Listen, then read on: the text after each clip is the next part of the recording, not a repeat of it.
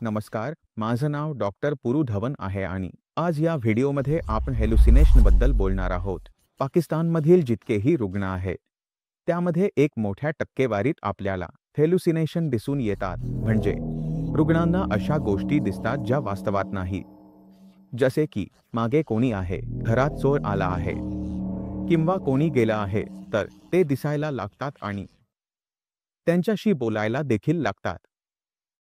पण कधी कधी आपल्या घराचं वातावरणच हेलुसिनेशन निर्माण करतं. एक पार्किन्सनचा मेंदू वेगळ्या प्रकारे काम करतो. रुग्णाला हेलुसिनेशन होतील का? ज्या खोलीत रुग्ण राहतो, प्रकाश कसा आहे? रुग्णाला हेलुसिनेशन होतात हे समजावे लागेल की जेव्हा आपण समोर पाहतो तेव्हा आपला फोकस समोरच राहतो. दृष्टी समजून घ्या, समोर पाहताना फोकस, बाजूला अस्पष्टता.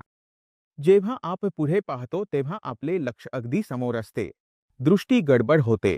त्यामुळे पार्किन्सन रुग्णांच्या आजूबाजूचं वातावरण उजं असावं. पिवळा प्रकाश असेल तर हेलुसिनेशन जास्त होतील. एकच्या कारणाने दृष्टी गडबड होते, मेंदूत समस्या असते, त्यामुळे पार्किन्सन रुग्णांसाठी उजं वातावरण आवश्यक आहे. उदाहरणार्थ, घरात सर्व प्रकाश पिवळा असेल, हेलुसिनेशन वाढतील. पांढरा ब्लू स्टोन प्रकाश चांगला. आता मी तुम्हाला एक उदाहरण देतो. आता विचार करा की तुमच्या घरात सर्व प्रकाश पिवळा आहे, तर हेलुसिनेशन जास्त होतील की कमी? जास्त होतील, कारण यामध्ये शेड्स जास्त तयार होतात. आता आपण अगदी पांढऱ्या प्रकाशाकडे जातो. जो पांढरा प्रकाश आहे तो थोडा ब्लू स्टोनमध्ये आहे, तो चांगला आहे. पिवळा प्रकाश असावा लागतो, पण जे मी करतो ते म्हणजे सर्वांना सांगतो की ते लाईट असावा. आता तुम्हाला 3 दिवे मधला परिणाम समजला असेल. पिवळा प्रकाश हेलुसिनेशन. पांढरी प्रकाश सूर्यप्रकाशातही असते, ज्याला डे लाईट म्हणतात. सूर्यप्रकाश पिवळा असतो. घरात पिवळा प्रकाश ठेवल्यास तो चांगला वाटतो, पण हेलुसिनेशन होऊ शकतात. प्रकाश पिवळा असेल तर बदल आवश्यक आहे. रुग्णाच्या पार्किन्सनच्या हेलुसिनेशनमध्ये बदल दिसतील. जर तुम्ही तुमच्या घरात पिवळा प्रकाश ठेवला तर तो चांगला वाटतो, पार्टीचं वातावरण तयार करतो, पण तिथे हेलुसिनेशन होतील हे लक्षात ठेवा. दुसरी गोष्ट, जर तुमचा प्रकाश अगदी पिवळा असेल तर तुम्हाला तो बदलण्याची गरज आहे. जसे तुम्ही तो बदलाल तसंच रुग्णाच्या पार्किन्सनच्या हेलुसिनेशनमध्ये तुम्हाला बदल दिसून येतील की हेलुसिनेशन कमी होतील. घरात अगदी पांढरा प्रकाश ठेवा. प्रत्येक कोपऱ्यात प्रकाश असावा. कोणताही कोना असा नसावा जिथे अंधार होत असेल, जिथे सावल्या जास्त तयार होत असतील. याची काळजी. आता तुमच्या भिंतींचा रंग काय आहे यावरही हे अवलंबून आहे की हेलुसिनेशन होतील की नाही, कारण पांढऱ्या भिंती प्रकाशाला परावर्तित करतात. एक जागेवर प्रकाश पडला की तो तिथेच पसरतो, त्यामुळे प्रकाश पसरतो आणि जेव्हा प्रकाश पसरतो तेव्हा सावल्या कमी बनतात. आता तुम्ही माझ्या मागे पाहत आहात की भिंतींचा रंग कसा आहे. लाल रंगाच्या भिंती असलेल्या खोलीत हेलुसिनेशन जास्त असतात, कारण तिथे प्रकाश डबल असतो आणि सावल्या तयार होतात. जर तुम्हाला थोडं स्वतःचं असं वाटत असेल तर हे कॅमेरामध्ये चांगलं दिसतं.